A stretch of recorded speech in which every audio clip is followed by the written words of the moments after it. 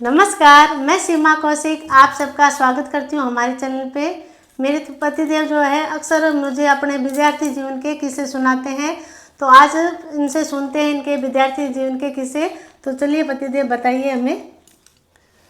साथियों नमस्कार, मैं महेश चंद्र कौशिक हूँ। जब मैं बीएससी में पढ़ता था तब के ये किस्से हैं। बचपन में मेरे पिताजी का स्वर्गवास हो गया था, तो मैं बीएससी करने के लिए रोहतक के सर छोटूराम जाट कॉलेज में मैंने बीएससी की, वहाँ पढ़ा करता था। तो मेरी मम्मी के पेंशन आती थी, पेंशन से जो थोड़ी बहुत इनकम होती थी उसमें से पैसा लेकर के मैं रोहतक के सर छोटूराम जाट कॉलेज में बीएससी करने जाया करता था। वहाँ एक धर्मशाला में रुकता था, होटल में खाना खाता था और जो भी है बहुत सीमित पैसे पे लेके जाया करता था। तो मैं आपको बताऊंगा कि कैसे उस समय मेरे जो पैसे की आर्थिक तंगी आ गई वहाँ पर। जब मैं बीएससी कर रहा था तो पैसे की आर्थिक तंगी आई, तो उस पैसे को, उस आर्थिक तंगी को मैंने किस प्रकार से वहाँ बीएससी करते मैनेज किया स्टूडेंट लाइफ में।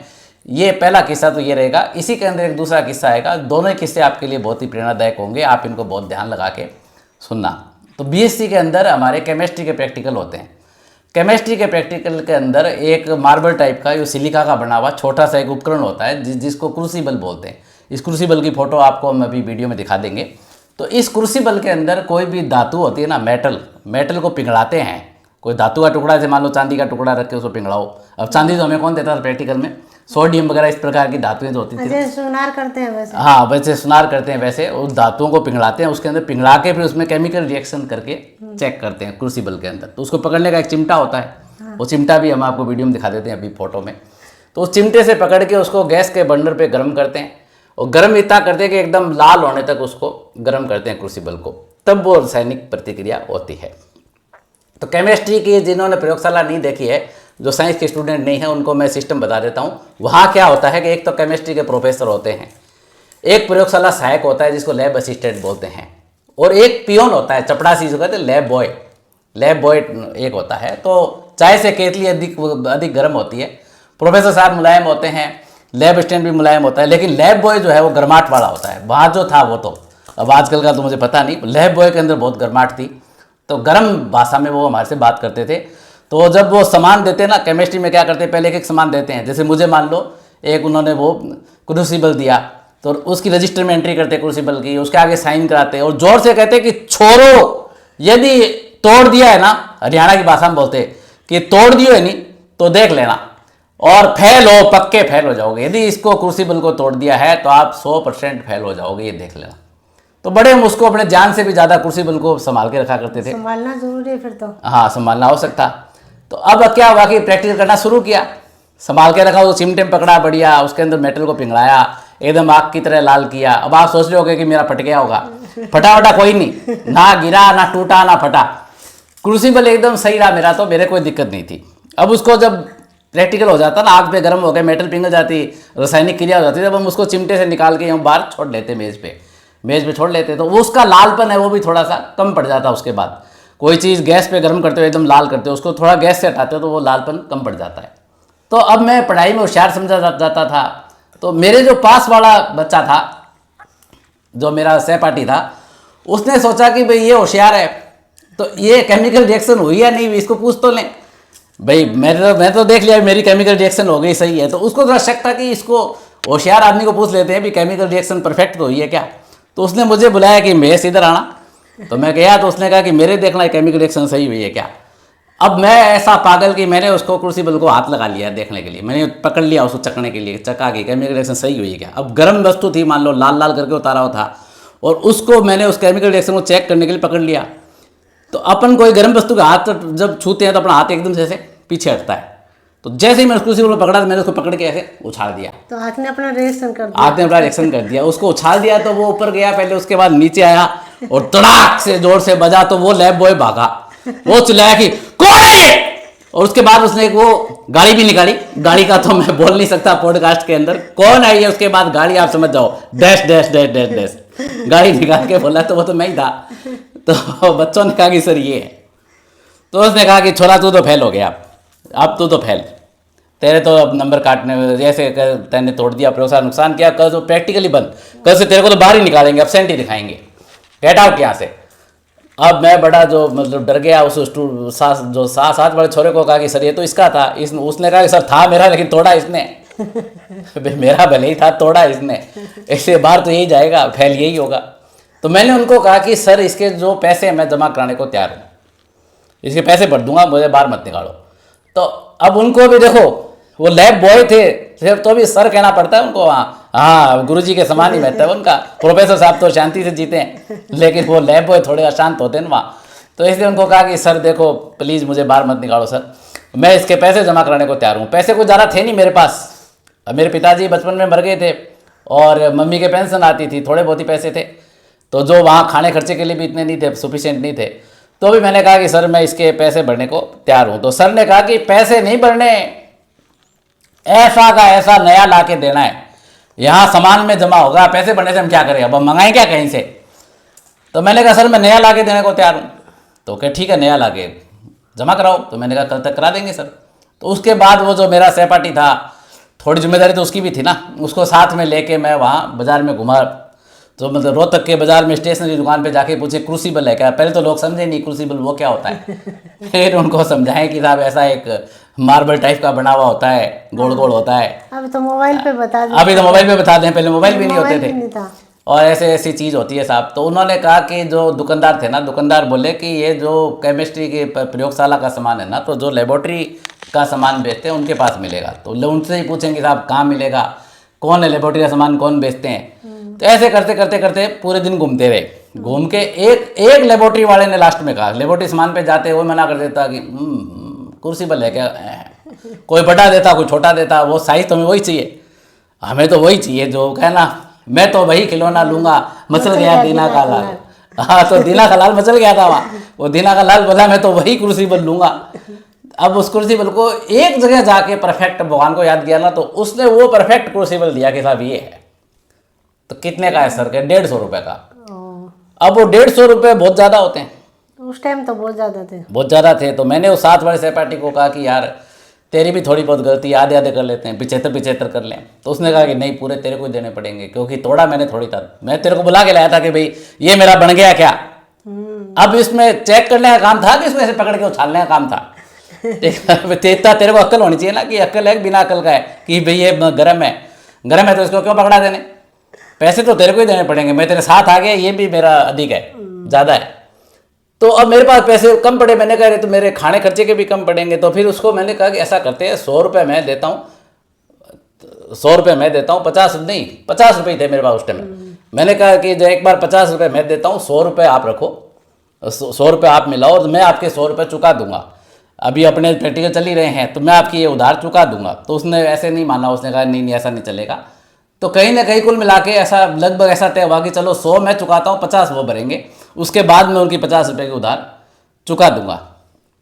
तो अब वो मैंने उसके अंदर 100 रुपये मिला दिए, 50 रुपये उन्होंने जमा करे और 50 रुपये उधार रहेगी कि भाई चलो ये 50 रुपये की उधार मैं उनको जीवन के अंदर चुका दूंगा। जीवन के अंदर क्या, जीवन की बात नहीं आ रही है, तो उस प्रैक्टिकल की बात आ रही है कि उस प्रैक्टिकल के जो 7-8 दिन बचे हैं उसके अंदर वो 50 रुपये मुझे चुकाने हैं। अब मेरे पास तो जो 100 रुपये भी ज़्यादा हो गए मेरे लिए। तो अब वो दिए, वो कुर्सी पर जमा कराया, वहाँ से जान छुड़ा ली। अब 100 रुपये ज़्यादा हो गए तो उनका पैसा कैसे पूरा किया मैंने, उनका पैसा ऐसा पूरा किया कि वहाँ रेस्टोरेंट में खाना खाते थे। रेस्टोरेंट तो ज़्यादा हो गया, ढाबे में खाना खाते थे। लोरी होती थी, लोरी पे नहीं वो बाद की बात है, लोरी की बात तो बाद की बात है। अच्छा। कि पहले जैसे ढाबे पे खाना खाते थे, तो ढाबे पे खाना क्या है कि वो 20 रुपये में एक जो थाली देते थे, 20 रुपये की थाली खाते थे। अब वहाँ बाहर जो लोरी की जो बात आ रही है ना, सीमा जी ना लोरी होती थी, जो कहानी सुनाई है मैंने, लोरी होती है ना रेडी, लोरी में 12 रुपये की थाली देते थे। थाली का मतलब कि वहाँ जो रेस्टोरेंट में थाली मिलती थी उसमें दाल होती थी, सब्जी होती थी, रोटी होती, सलाद होता, उसके 20 रुपये लगा करते थे। अच्छा। लेकिन बाहर जो लोरी होती थी वो रिक्शे वालों के लिए, मजदूरों के लिए, भिखारियों के लिए, उनके लिए थी। तो वो क्या करते कि 12 रुपये में 2 पराठे देते थे।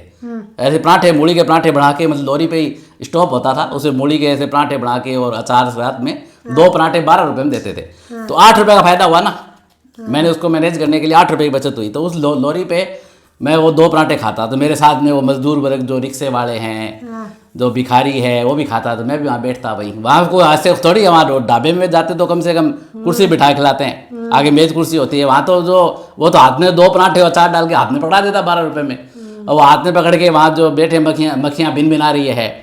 तो वो जो जैसा भी था, अब वो सोचे कि ये भी कोई भिखारी होगा बेचारा, तो मैं भी क्यों बताऊँ, मैं भिखारी नहीं हूँ। अब उस समय तो भिखारियों में खा रहे हैं, भिखारी हैं। अब आजकल तो क्या गवर्नमेंट की योजनाएं चलती है, ऐसे बहुत सी चीज़ें चलती है खाना खिलाने वाली। तो ऐसे करके मैंने वो 12 रुपये का वो खाना वहाँ खाना स्टार्ट किया तो 8 रुपये बचे, वो भी इनसुफिशियंट थे। घाटा लगा 100 का और 50 और चुकाने भी उधार के, वो भी गए इनसुफिशियंट थे। तो फिर मैंने उसमें क्या करता कि मैं रात का खाना नहीं खाता, जहाँ तक हो सके मैं रात के खाने को अवॉइड करता था, रात को भूखा ही सोता। फिर कुछ बचाने के लिए मैं क्या करता कि वो जो जिस धर्मशाला में मैं रुका हुआ था वहाँ से वो जाट कॉलेज 5 किलोमीटर था, तो मैं 5 किलोमीटर टेम्पू में जाऊँ तो टेम्पू वाला 2 रुपये लेता था। तो हाँ, 2 रुपये को बचाने के लिए फिर मैं पैदल चल के वहाँ जाट कॉलेज जाया करता था। तो ऐसे करते करते वो पराठे वराठे खाए और ऐसे पैदल चले और जो कहते कुछ पैसे बचाए। तो उसको फिर लास्ट में उसके बाद भी मेरे पास 50 रुपये उधार चुकाने पूरे नहीं हुए, तो मैंने उसको 20 रुपये और दिए, 30 रुपये मैंने उधार रखे। मैंने कहा भाई यार अगली साल प्रैक्टिकल होगा तब ये 30 रुपये चुका दूंगा। और ईमानदारी की बात बताऊं, वो 30 रुपये मैंने आज तक नहीं चुकाए। वो 30 रुपये ना तो उसने मांगे, अगली बार जब प्रैक्टिकल हुआ तब तक उसने भी वो या तो माफ़ कर दिए होंगे, मैं तो उससे आँख चुराता रहा। ऐसे होता है ना उधार वाला कैसे आँख चुराता है, तो मैं तो उसे आँख चुरा के चलता रहा, लेकिन उसने मांगे नहीं। उसने ये नहीं कहा कि वो 30 रुपये दो। अगली बार मुझे जब प्रैक्टिकल हुए तो उसने ऐसा नहीं कहा वो 30 रुपये दो, कहीं ना कहीं उसको लगा होगा कि भी आधा हिस्सा तो मेरा भी था। तो अब वो यदि कहीं पॉडकास्ट दुनिया में मतलब देख रहा है तो मैं 30 रुपये ब्याज से चुकाने के लिए तैयार हूँ, है ना। यदि वो मेरे से संपर्क करता है तो मैं वो 30 रुपये और प्लस उसका ब्याज चुकाने तैयार हूँ। तो ये कहानी आप बताना कि आपको कैसी लगी, इससे आपको क्या प्रेरणा मिली, या आप कमेंट करके मुझे अवश्य अवगत कराना। इसी बीएससी लाइफ का एक किस्सा और है। उसके बाद मैं रोहतक से मेरे घर पे आ गया। मैं तो जो रहता था जो राजस्थान में, राजस्थान के बादरा कस्बे का हूँ मैं, तो बादरा में रहा करता था। तो रोहतक से वो बादरा लगभग 120-30 किलोमीटर पड़ता है। तो मैं वहाँ घर पे आ गया। तो हमारे टाइम में सिस्टम था कि जो असाइनमेंट होते ना, अब साइंस में हम बीएससी करते थे लेकिन एक इंग्लिश भी सब्जेक्ट होता था, असाइनमेंट जो चेक करके घर पे आते थे, डाक से भेजते थे उस टाइम, कि असाइनमेंट के 30% नंबर मूल परीक्षा में जुड़ते थे। मान लो 100 नंबर का असाइनमेंट है तो उसके 30 नंबर आपके परीक्षा में जुड़ेंगे। 100 में से आपके जितने आए उसका 30% निकालेंगे, 30% आपके एग्जाम में जुड़ेंगे, प्लस आपका जो फाइनल एग्जाम है उसके अनुसार नंबर मिलेंगे। असाइनमेंट चेक करके घर पे भेजते कि भैया आपके कोई गलती है तो आपको पता चल जाए। इसमें मास्टर साहब लिखते भी इसमें 1 नंबर आया, इस पर्सन में 2 नंबर आए। तो अब इंग्लिश का असाइनमेंट मेरे घर पे आया। तो अब साइंस तो क्या पता मुझे पूरी खुद को आवे कि नहीं आवे, लेकिन इंग्लिश में तो क्या है कि वो जैसे मीनिंग होते हैं ना, वोकेबलरी किसका क्या अर्थ है। आजकल तो गूगल में ढूंढ लेते हैं कि इस इंग्लिश मीनिंग का, इस इंग्लिश शब्द का क्या अर्थ है। तो अर्थ मैंने जो भी उसमें इंग्लिश में लिखा तो मैंने क्या किया, ऑक्सफोर्ड डिक्शनरी से मिलाया। मास्टर साहब ने कुछ को राइट किया और कुछ को काटा। तो काटा वाले को मैंने ऑक्सफोर्ड की मेरे पास इंग्लिश की डिक्शनरी होती थी, इतनी बड़ी एक डिक्शनरी आती है। आजकल तो बच्चे जानते ही नहीं, रखते ही नहीं। आजकल तो क्या है, आजकल तो ये मतलब गूगल पे सर्च करने का अपने लोग इतने आलसी हो गए हैं। पहले होती थी, पहले वो ऑक्सफोर्ड की इतनी बड़ी मेरे पास होती थी डिक्शनरी। उस डिक्शनरी में मैंने एक मिलाया। सर ने जो गलत किए ना, मेरे गलत किए उनको एक को मिलाया। तो एक वोकेबलरी मुझे सही मिल गई, मैंने सही लिखा और सर ने उसको काटा कर दिया। तो 1 नंबर का घाटा कर दिया। तो 1 नंबर का घाटा कर दिया तो मेरे तो दिमाग में आ गई कि अभी 1 नंबर तो लेना है। अब 1 नंबर में कितना हो गया है, उसका 30%, यानी 0.3 नंबर मेरे जुड़ता। लेकिन मेरा टारगेट था कि भाई कल को मान लो अपने बीएससी में प्रथम श्रेणी आती हो, फर्स्ट डिवीजन आती हो, फर्स्ट डिवीजन में 0.3 नंबर भी कम रह गए, मेरे 59.7 आ जाए तो मैं तो फर्स्ट डिवीजन से बाहर हो गया। हालांकि बाद में मेरे फर्स्ट डिवीजन आई। मेरे मन में था कि ये भी था कि मैं कॉलेज को टॉप करूंगा।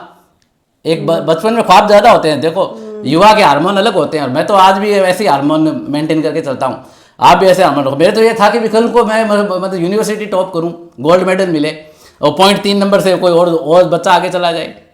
मैंने पहले भी एक महात्मा गांधी वाला पॉडकास्ट बताया आपको, तो जिसमें भी कंपटीशन की भावना मेरे में ठेठ से रही है। महात्मा गांधी वाला पॉडकास्ट, डाक बंगले में हमारे भूत कपड़े धोता था वो पॉडकास्ट, और सीमा जी ने डॉक्टर को कुर्सी से नीचे गिरा दिया था वो पॉडकास्ट। ये 3 हमने पहले भी लाए हैं। उन तीनों के लिंक आपको इस वीडियो की डिस्क्रिप्शन में प्रोवाइड करा देंगे। आप बाद में देखना चाहो तो शांति से उनको भी देख सकते हो, यदि इन स्टोरियों में आपको सुनने में यदि मज़ा आता है तो देख सकते हो।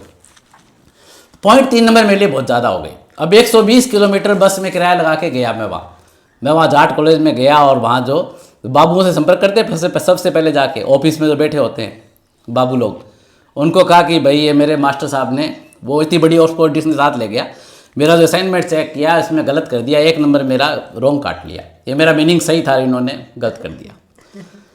बाबुओं ने कहा कुछ नहीं हो सकता, चेक कर दिया सो कर दिया, जाइए यहाँ से। तो मैंने कहा यार ये तो बड़ा गलत काम है। काफ़ी हाथाजोड़ी की, बाबू नहीं माने।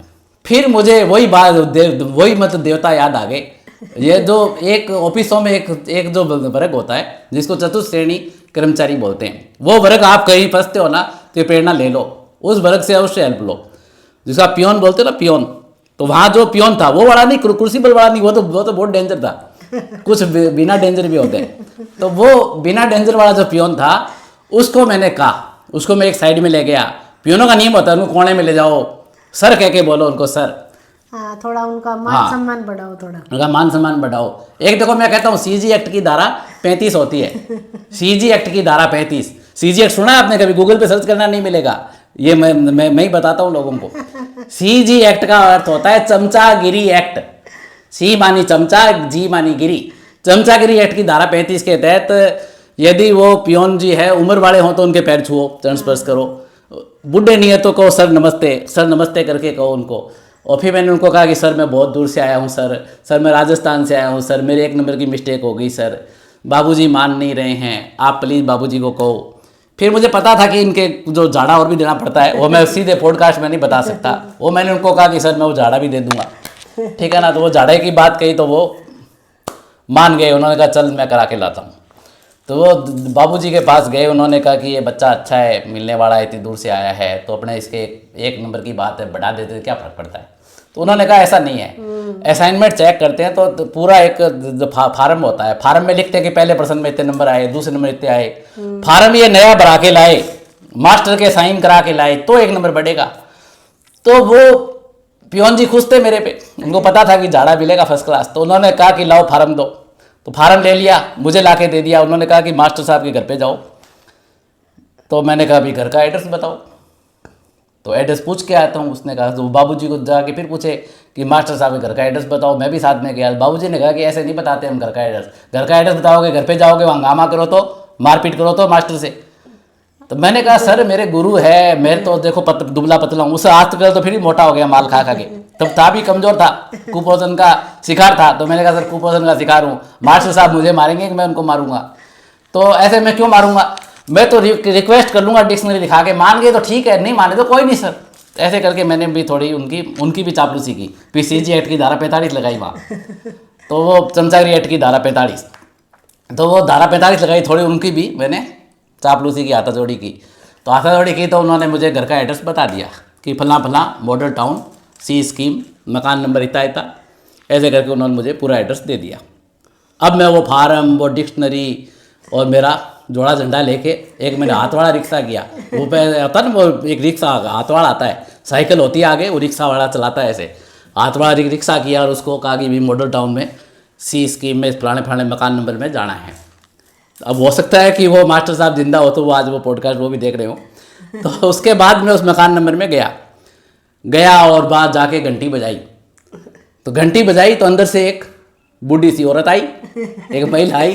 तो महिला आई तो मैं समझ गया गुरु माता है, गुरु माता जैसे कहते हैं ना इनको, तो गुरु माता है। तो फिर मुझे जो सीजी एक्ट याद आ गया, मैं तो बताया ना वो सीजी एक्ट की धारा 35, चमचागिरी एक्ट की धारा 35 याद आ गई कि गुरु माता के पैर छुओ। जिससे क्या है कि भाई कारण है, कल को सर ने 1 नंबर बढ़ाने से मना कर दिया डिक्शनरी देख के भी, अब कुछ नहीं हो सकता, तब भी ये गुरु माता के पैर छुए होंगे ना तो ये काम आएगी। ये कहेगी, जैसे क्या होता है मेरे साथ जो मेरा शेयर मार्केट का चैनल है मेषचंद्र कौशिक नाम से, तो मेरे वहाँ जो शिष्य है वो सीमा जी को गुरु माता मानते हैं, और सीमा जी का कुकिंग चैनल है, तो वो भी वो सीजी एक्ट की पालना करते हैं। इनके चैनल पर जाकर कमेंट करके आते हैं कि सर को कहो लाइव आए। शिष्य कहते हैं कि सर को कहो लाइव आए, और सर तो लाइव आने का समय नहीं, सर को टाइम नहीं, तो अब ये गुरु माता पीछे पड़ जाती है कि लाइव आओ, क्यों कि मेरे चैनल पे कमेंट आए आपके चेलों का। आप देख रहे हैं इनका चैनल है सीमा की रसोई नाम से, तो वहाँ कुछ चेले क्या करते हैं, वहाँ जाके कमेंट करते हैं गुरु माता को, मेरे वाला सीजी एक्ट मेरे पे लगा देते हैं कि सर को कहो लाइव आए, गुरु माता पीछे पड़ जाती है। तो मैं उस समय दिमाग वाला था, मैंने कहा कि ये गुरु माता काम आएगी 1 नंबर जो बढ़वाने में। तो मैंने जल्दी से पैर छुए तो वो माता जी खुश हो गए कि बेटा खुश रहो, बोलो क्या काम है। मैंने कहा सर फला फला नाम से सर है मेरे, इनसे मिलना है, क्या मेरे काम है कि क्या काम है। मैंने कहा अब मैंने झूठ का सहारा लिया, साम दाम दंड भेद। आजकल तो मैं झूठ नहीं बोलता, अब तो मुझे थोड़ा ज्ञान हो गया ना, मुझे पता चला कि आध्यात्मिक रूप से झूठ बोलना अच्छा नहीं है। आजकल तो मैं झूठ नहीं बोलता, लेकिन मैंने वहाँ साम दाम दंड भेद, ठीक है। तो साम तो क्या था, साम की विधि मैंने कब अपनाई, गुरु माता के पैर छुए जब। दाम की विधि मैंने कब अपनाई आपको पता ही है, पियोन देवता को झाड़ा देने की बात कही, वो दाम की विधि थी। दंड और भेद, अब भेद की विधि अपनाई मैंने कहा कि उन्होंने कहा क्या काम है, तो मैंने तुरंत इलाज लगाया। दंड तो मैं दे नहीं सकता, उन्होंने मना किया था मुझे कॉलेज वालों ने, ना मेरे में हिम्मत थी दंड देने की, दंड तो सामने वाला मुझे दे दे। लेकिन भेद की नीति मैंने कहा तीसरी नीति अपनानी पड़ेगी, तो मैंने भेद की नीति से काम लिया। मैंने वहाँ झूठ बोला, मैंने कहा कि साहब कॉलेज वालों ने भेजा है, सर से कॉपी चेक करने में गलती होगी, तो कॉलेज वालों ने कहा कि ये फार्म भरा के लाओ। ठीक है, तो वो बोले कि सर तो हमारा नया मकान बन रहा है, हमारा नया मकान बन रहा है फला कॉलोनी में, वहाँ गए हैं, अब मर गए, पैसा वैसे ही कम। फिर मैं उस रिक्शे वाले को लेके दोबारा भागा, ठीक है, रिक्शा करके दोबारा भागा सर की उस फला कॉलोनी में गया। अब देखो आप पॉइंट 3 नंबर के लिए क्या संघर्ष किया, प्रेरणा यही है। अब आजकल के लोग तो छोड़ दे पॉइंट 3 नंबर की क्या दिक्कत है। तो फला कॉलोनी में गया, तो वहाँ मकान एक बन रहा था, और मकान के अंदर एक जो बुजुर्ग व्यक्ति बढ़िया चश्माधारी थे, मैं सर को पहचान भी गया। तो सर को पहचान गया तो मैंने वहाँ जाके फिर वही CG 8 की धारा 35 फिर चरणों में गिरा, चरण स्पर्श, गुरुजी पाए लागू।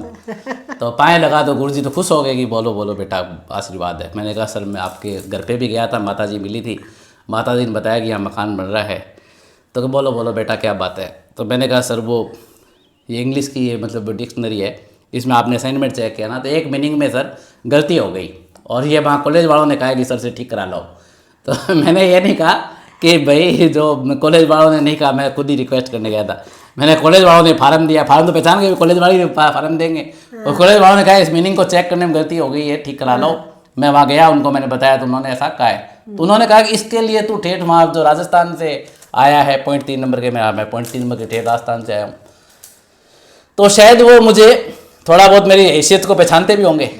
मेरे जो पैर की चप्पल थी उससे आइडिया हो जाता था, पैर की चप्पल देख के लोगों को आइडिया हो जाता था कि किस ग्रेड का आदमी है। तो घिसी हुई चप्पल होती है तो उस टाइम हवाई चप्पल वो घिस जाती है, आदमी बदले नहीं, तो हवाई चप्पल घिस जाए आदमी बदले नहीं, कैसी लगती है, वही पहनते थे अपने, वही पहनते थे उस टाइम, हवाई चप्पल पहनते थे। तो वो हवाई चप्पल तो देख के एक बार क्या हुआ, इसमें कहानी और याद आ गई मुझे बाद में बात याद आ गई कि मैं जब 12th क्लास में पढ़ता था ना, ये कहानी तो बाद में पूरी कर लूंगा, पहले वो मजेदार याद आई चप्पल की महिमा।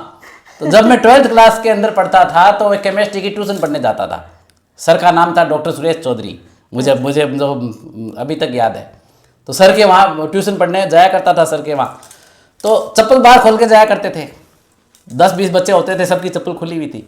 तो एक दिन सर क्या है पेशाब करने गए, तो उन्होंने बाहर एक चप्पल देखी, एक चप्पल देखी, वो चप्पल थोड़ी अलग टाइप की थी। तो उन्होंने पूछा कि ये चप्पल किसकी है, वो घिसी हुई थी ना, घिसी हुई चप्पल देखी। तो उन्होंने कहा यार ऐसे घिसी हुई चप्पल कौन पहन के आया है। तो उन्होंने पूछा सब 20 बच्चों को ये चप्पल किसकी है। तो मैंने कहा सर दिखाओ कौन सी चप्पल की पूछ रहे हो। तो सर ने दिखाई, तो चप्पल दिखी, मैंने कहा ये तो दुर्लभ वस्तु मेरी है। तो उसके बाद उन सर ने मेरी फीस माफ़ कर दी। उन सर ने कहा कि तू कल से फीस मत देना, ठीक है, तेरा काम हो गया। चप्पल से पहचान गए होंगे सर भी। तो सर ने कहा तो इतनी दूर से आया है राजस्थान से, तो मैं समझ गया कि सर चप्पल की महिमा है। तो मैंने कहा सर मैंने रिक्शे का किराया भी लगाया है, बस का किराया भी बहुत मुश्किल से दे के आया हूँ, और सुबह से भूखा प्यासा घूम रहा हूँ सर, ये 1 नंबर आपको बेनकीज करो तो मैं मेरे घर जाऊँ। तो सर ने कहा कि रुक बेटा रुक, तेरा 1 नंबर नहीं बढ़ेगा, तेरे नंबर ज़्यादा बढ़ेंगे। तो फिर उन्होंने जो पैराग्राफ होता है, ऐसे होता है, उन सब में कोई मान लो कहीं उन्होंने 5 नंबर का था और जो 2 नंबर दिए थे तो उसको बढ़ा के 3 किए। ऐसे के मान लो 8 नंबर का था और उन्होंने 4 नंबर दिए तो बढ़ा के 6 किए। ऐसे उन्होंने 8-10 नंबर बढ़ाए, 8-10 नंबर बढ़ा के मुझे आराम से, मैं देखो मैं पॉइंट 3 नंबर के चक्कर में गया था, लेकिन वो मुझे एक्यूरेट याद नहीं है, 8-10 नंबर थे, 8-10 नंबर बढ़ा के मैं लेके आया। वहाँ जाके कॉलेज में जमा कराया तो उनको कॉलेज वालों ने भी क्या कर यार इतनी गलती छोड़ते हैं, आइंदा इनको कॉपी चेक का काम नहीं देना। तो उल्टा सर की ओर आएगा, मैंने काटा कर दिया। तो कुल मिला के ये मेरे जीवन के अनुभव रहे, स्टूडेंट जीवन के। तो आपको ये कहानियाँ कैसी लगती है, आगे ऐसे पॉडकास्ट लाएँ या नहीं लाएँ, कैसे किस विषय पर लाएँ ये आप बताना। और कहानियों में आपको यदि मज़ा आता है तो कमेंट करके अवश्य अवगत कराना। और पीछे के भी हमारे 3-4 पॉडकास्ट है, वो प्ले लिस्ट का लिंक इस वीडियो की डिस्क्रिप्शन में, वहाँ जाके देख लेना। आप सबका बहुत बहुत धन्यवाद। धन्यवाद। नमस्कार। नमस्कार।